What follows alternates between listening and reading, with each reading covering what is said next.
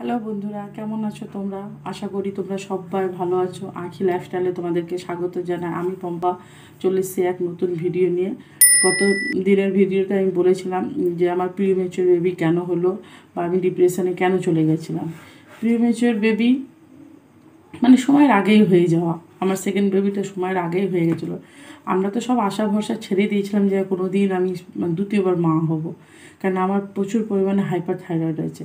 Thyroid তো আমি কোনোভাবেই কম করতে পারছি না, তারপরে বেশি মোটাও হয়ে গেছে। দেখতেই পাচ্ছ এখনও আমি মোটা রয়েছি, কারণ মোটা আমি কমাতে পারছি। একবার থাইরয়েড হয়ে গেলে না মোটা কমানো বহুত মুশকিল হয়ে যায়। অনেক ওষুধ খেয়েছি, পিসিওডির সমস্যা আছে, ডাক্তারও দেখিয়েছি, অনেক রকম ডাক্তার দেখিয়েছি, গাইনো ডাক্তার, কিন্তু কিছুতেই কোনো রকমভাবে চেষ্টা করে আমি প্রেগনেন্ট হতে পারছিলাম না। লাস্ট হয়তো ঠাকুরের ইচ্ছা, ঠাকুরকে দিনরাত ডাকতাম, ঠাকুরের ইচ্ছায় আমি 11 বছর পর প্রেগনেন্ট হলাম। যাক, আমরা আনন্দই ছিলাম যে দ্বিতীয়বার আমি আবার মা হচ্ছি। কিন্তু প্রেগনেন্ট হওয়ার পরও হঠাৎ করে একটা সমস্যা দেখে, হঠাৎ করে 1.5 মাস হওয়ার পর যখন আমরা বাড়িতে চেক করলাম যে আমি প্রেগনেন্ট, হঠাৎ করে দেখি একদিন ব্লিডিং শুরু হয়ে গেছে, অল্প পরিমাণে। তা পরের দিন সকালে আমার হাজব্যান্ড আমাকে নিয়ে গেল ডাক্তারের কাছে। ডাক্তার দেখালাম, ডাক্তার বললো যে এখন, তারপরে ওই সামান্য একটুই জাস্ট হয়েছিল, তারপরে আর হয়নি। ডাক্তার বললো তুমি ফুল বেড রেস্ট, বিছানা থেকে তুমি নামবে না। ঠিক আছে, সেইভাবেই থাকলাম ডাক্তারের কথা অনুযায়ী, পুরো বেড রেস্টে থাকলাম। থাকার পরে ডাক্তার 3 মাসের সময় দিল আমাকে, যে 3 মাস তোমাকে সময় দিয়েছি, 3 মাসের মধ্যে আমরা দেখবো বেবি গ্রোথটা কি, সত্যি সত্যি তুমি প্রেগনেন্ট কিনা, বেবির হার্টবিট। উনি কিছুই বুঝতে পারছেন না। আমি এতটাই মোটা চর্বির জন্য উনি সব শুধু এক কথাই বলে গেছে, আমি কোনো ফিলিংস আছে না, আমি কিছু ধরতেই পারছি না, আমি বেবির হার্টবিট পাচ্ছি না যে বাচ্চা আদৌ আছে কি না আছে। তারপর উনি তো নানা রকমের টেস্ট, ইউএসজি, যত ধরনের ইউএসজি পরীক্ষা সব করিয়েছি, আমি টিভিএস থেকে নিয়ে সব কিছু পরীক্ষা করিয়েছি, শুধুমাত্র একটা সন্তানের জন্য, যে না আমার একটা মেয়ে আছে আর একটা দ্বিতীয় বাচ্চা আমি নিতে চাইছি। কেন দেখবে সবসময় বাচ্চারা একা একা থাকলে না ওরা কেমন একটা হয়ে যায়, ওদের মেন্টালিটি 10 জনের মধ্যে মানুষ হওয়া বাচ্চা একরকম থাকে, আর একা মানুষ হওয়া বাচ্চার মধ্যে অনেক তফাৎ থাকে। সেই চিন্তা ভাবনা করে আমরা সেকেন্ড বেবি নিয়েছিলাম। তারপর অনেক রকম পরীক্ষা তো হলো, হওয়ার পরে 3 মাস যখন হয়ে গেছে পরীক্ষা করে ইউজি করে, তখন ডাক্তার বললো যে রিপোর্টে তো বলছে তুই প্রেগনেন্ট, বেবি এসছে, বেবির হার্টবিট। কিন্তু আমি যখন চেক করছি আমি হার্টবিটই পেয়েছি। তখন তো মনে হচ্ছিলো, এত রাগ হচ্ছিলো যে উনি কি ডাক্তার সত্যি। উনি কিন্তু চাকদা হাসপাতালের কিন্তু নাম করা ডাক্তার, ডাক্তার নামটা বলবো না আমি যেহেতু, কিন্তু ওনার ব্যবহারটা বলছি যে উনি আজকাল ডাক্তারগুলো পেশেন্টকে কীভাবে ট্রিট করে। একটা মা যখন সে গর্ভবতী হয় কতটা তার সাপোর্টিং থাকে, কতটা সে ভরসা করে ডাক্তারের উপরে, যেভাবে বাড়ির লোকের ওপরে ভরসা করে সেভাবে কিন্তু ডাক্তার শেষ মুহূর্তে হয়তো তার হাতটা ছাড়বে না, তাকে হয়তো সাকসেসফুলি তার ডেলিভারিটা হবে। কিন্তু আমার যে ডাক্তারটা ছিল উনি তো সবসময় একই কথা, যখনই চেক আপে যেতাম, তোমার ওয়েটটা বাড়ছে একটু, আচ্ছা তোমার বেবির কোনো হার্টবিট আমি পাচ্ছি না, কিন্তু রিপোর্টে তো বলছে তুমি প্রেগনেন্ট, তুমি সাবধানে থাকো, ওষুধ খেয়েছে, ব্লা ব্লা করে যাচ্ছে। তারপরে আমার প্রেশার ছিল, হাই প্রেশার ছিল। হাই প্রেশারের জন্য উনি কোনোদিন ওষুধ দেননি, বলে না হাই প্রেশারের ওষুধ খাওয়া যাবে না, তুমি প্রেগনেন্ট যেহেতু। খাইনি, যে উনি যা বলছে উনি ভালোই বলছে, ওনার উপর দিয়ে তোর কথা বলা যাবে না। লাস্ট মোমেন্টে যেহেতু একদিক থেকে নিশ্চিন্ত হলাম যে বাচ্চাটা আছে, তারপর আস্তে আস্তে টেনশন, কারণ যেহেতু আমার একটা প্রথম বেবি রয়েছে, এই জন্য আমার একটু টেনশনই হতো, কারণ ওর প্রতি একটা দায়িত্ব রয়েছে, ও কখন কি করছে না করছে। কেন প্রথম বেবির প্রতি একটা দেখবে আলাদাই একটা ভালোবাসা থাকে তাদের প্রতি, কেন ওই তো প্রথম আমাকে মা হওয়ার অধিকারটা দিয়েছে, এই জন্য ওর প্রতি একটু আলাদাই ভালোবাসা ছিল।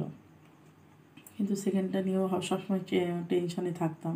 টেনশন হয়ে যায় যদি বাড়িতে তোমার পাশে কেউ যদি না থাকে, তোমাকে কেয়ার করার যদি না থাকে, হাজব্যান্ড কতক্ষণ কেয়ার করবে। তাও আমার হাজব্যান্ড যথেষ্ট কেয়ার করেছে, আমাকে কোনো কিছুই করতে দিত না, আমি কোনো কিছুই করতাম না, দিনরাত শুয়ে বসে কাটাতো, রান্নার থেকে নিয়ে সব কাজের লোক, সব লোক আছে, এখনও আছে। কিন্তু তা সত্ত্বেও একটা কোথাও না কোথাও একটা খামতি, একটা ভালোবাসা। কারণ যখন একটা মেয়ে মা হয় তখন তাকে বিশেষ করে দেখাশোনারও দরকার পড়ে, সবথেকে বেশি তার যত্ন নেওয়া, তাকে ভালোবাসা দেওয়া, কারণ সে একটা নতুন জীবন আনতে চলেছে। আমি সেই জিনিসটা পাইনি, সেই কেয়ারটা পাইনি, হয়তো তার কারণে হয়তো আমার প্রিমেচিওর বেবি হয়ে গেছে। এবারে প্রিমেচিওর আমি তো বললামই আগে যে মোটা তো ছিলাম, আর ডাক্তার বুঝতে পারছে না, যাই হোক বারে বারে যে উনি যতবারই দেখিয়েছে উনি একই কথা বলেছে।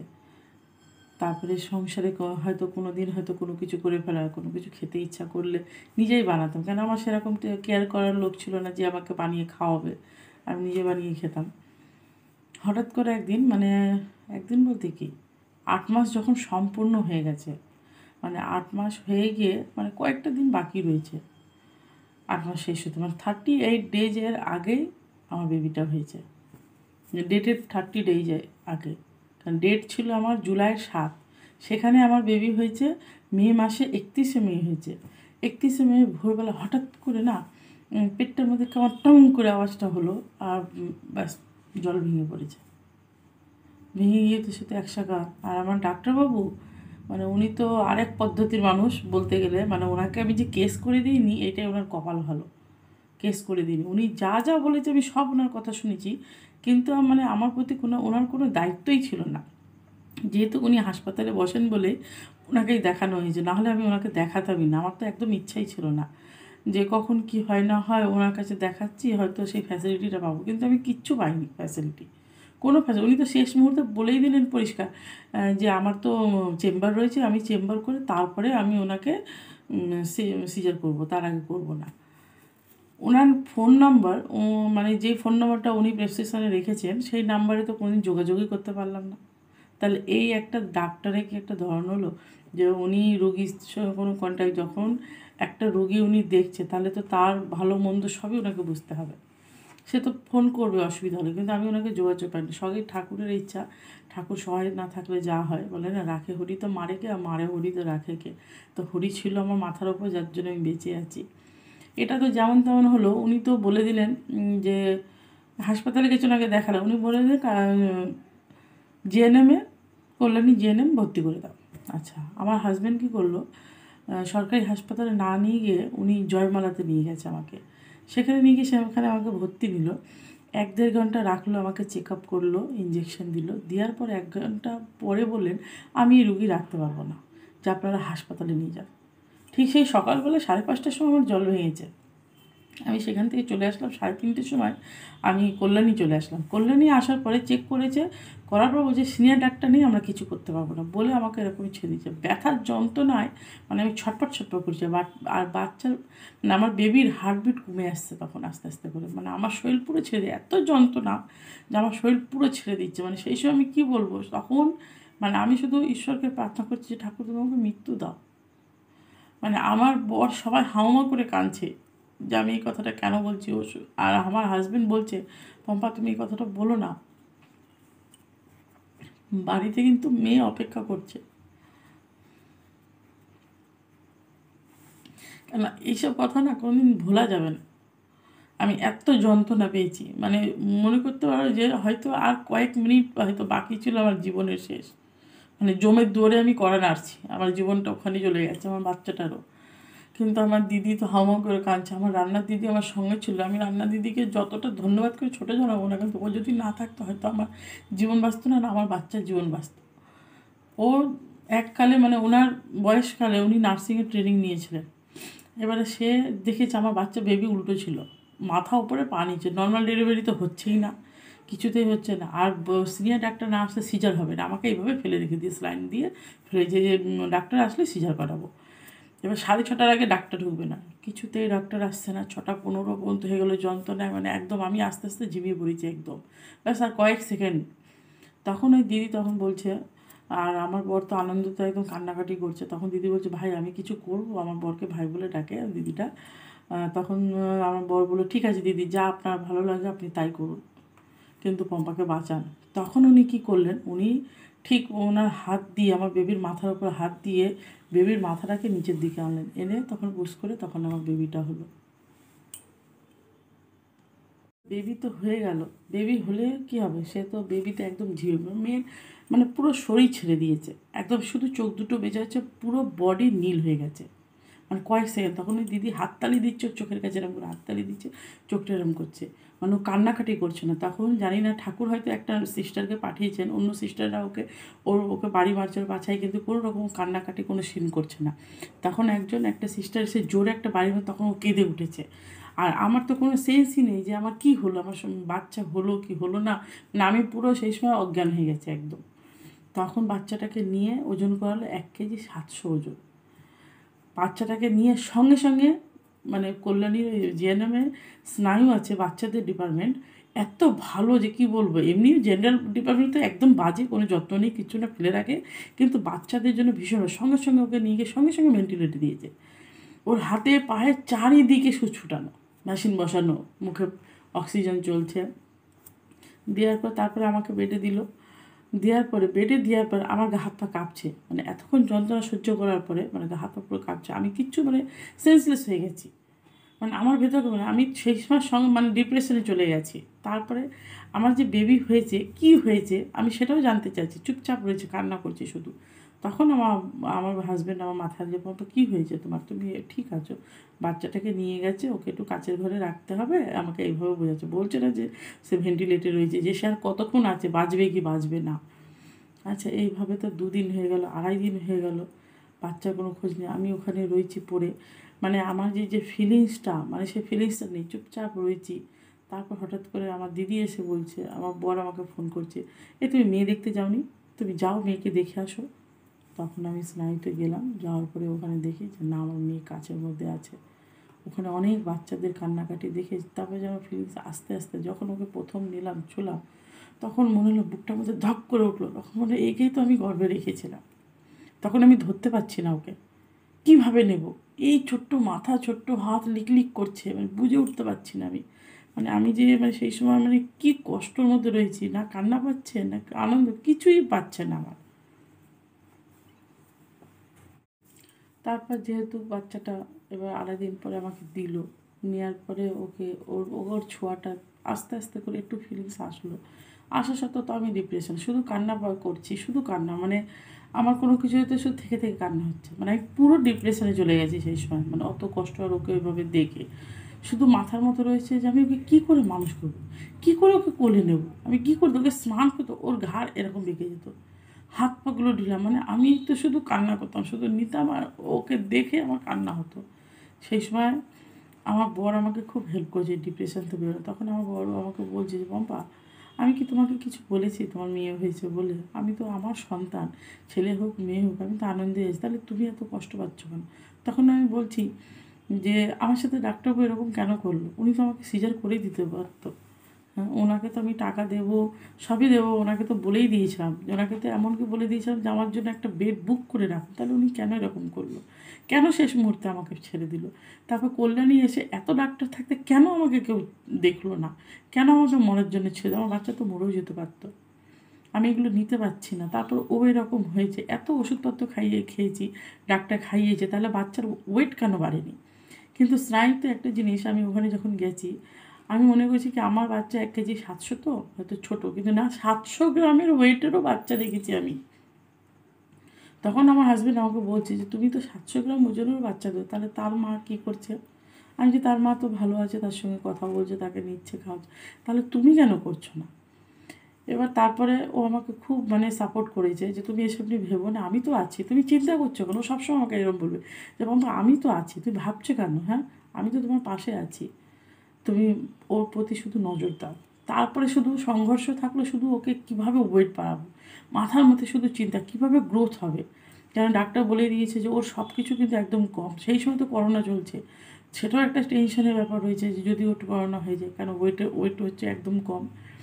তারপর শুধু দিনরাত মানে ঘুম কম, ওকে শুধু ব্রেস্ট ফিডিং, শুধু সময় মতন করাতাম, ও ঘুমিয়ে পড়তো, তাও আমি ওকে তুলে তুলে করে খাওয়াতাম, খাইয়ে না হলেও আমি মাসে 500-700 এরকম করে ওর ওয়েট বাড়িয়েছি যেভাবে হোক, যে আমি ওয়েট বাড়াবোই। তোমরা তো দেখেছো ছবির মধ্যে আস্তে আস্তে ও স্বাভাবিক হয়েছে, কিন্তু ও স্বাভাবিক হয়ে মানে আমি তো 2020 থেকে আমার সব জায়গায় যাওয়া বন্ধ ছিল। তো ও যখন স্বাভাবিক হলো তখন মনে করলাম একটু ঘুরতে যাবো, বেরোবো, তাহলে তো পাটা ভেঙে গেলো। সেই সময় আবার আমি ডিপ্রেশনে চলে গেছিলাম সেই সময়, মানে সে পা ভাঙার পর তখন মনে ভাবলাম যে ভগবান আমার সাথে এত অবিচার করলো, আমি কী অন্যায় করেছিলাম। এক তো বাচ্চা হওয়ার সময় এত কষ্ট হলো, তারপর পাটা ভেঙে গেল, সেই বাচ্চাটার আমার আবার কষ্ট, আমার 2 মেয়ের এত কষ্ট। আমি মানে চিন্তা করে করে মানে আমার একদম যাচ্ছিলো যে আমি কী করবো ভগবান। তখন আমার হাজব্যান্ড একটা কথাই বলেছে আমাকে, পম্পা আমি তো আছি। আমি ওই জোরটা পেয়ে এখনও বেঁচে আছি যে পৃথিবীতে সব থেকে ভালোবাসে, ভালো যদি বাসে আমাকে, আমার স্বামী আমাকে ভীষণ ভালোবাসে, আমি তো আছি। আর সত্যি ওর ভালোবাসার জোরে আমি আজ ভালো আছি, আমার পাটাও ঠিক হয়েছে, ওই আমাকে সাপোর্ট করে সব দিক থেকে, রাত জেগেছে সব দিক, সব কিছু। যখন আমি বিছানা করে 3টে মাস আমার বিছানার মধ্যে একদম শেষ, পায়খানা বাথরুম সব বিছানার মধ্যে, একটা লোক পাচ্ছিলাম না, যে লোকও পাচ্ছি দিনের বেলা থাকছে, কেউ রাতে থাকছে না। আমার তো রাতটাও দরকার, কারণ আমার তো ছোটো বেবি, কোনো মতে কাউকে রাজি করাতে পারছে। তখন আমার বর বলছে ঠিক আছে কোনো ব্যাপার নেই, আমি করবো তোমারটা সব, তোমার আমি যে তুমি কী করো আমার পায়খানা বাথরুম সব। 3টে মাস আমার স্বামী আমার পায়খানা বাথরুম পর্যন্ত পরিষ্কার করেছে, 3টে মাস। বলে আমার কোনো ঘৃণা নেই, বলে তুমি তো আমার অর্ধাঙ্গ। হ্যাঁ, আমাকে সবসময় বলছে যে তুমি তো আমার অর্ধাঙ্গ, তুমি আমার বউ। হ্যাঁ, আমি তোমাকে ভালোবাসি।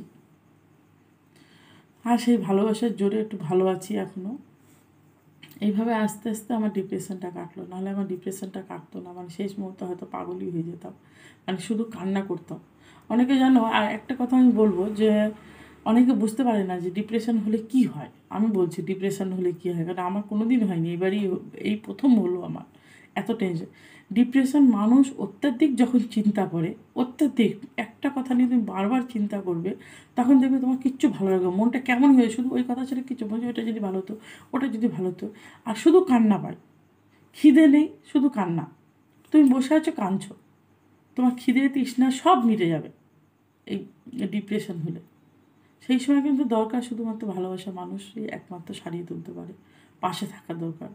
জানি ডিপ্রেশনের ওষুধ আছে, কিন্তু আমি ওষুধ কিচ্ছু খাইনি, কিন্তু আমার হাজব্যান্ডই আমাকে সেইভাবে সারিয়ে তুলেছে, একদম বন্ধুর মতো। একটা হাজব্যান্ড যদি বিয়ের পরে তো বলে না বড়রা বয়ফ্রেন্ড হয় না, কিন্তু আমার বড় বয়ফ্রেন্ড হয়েছে।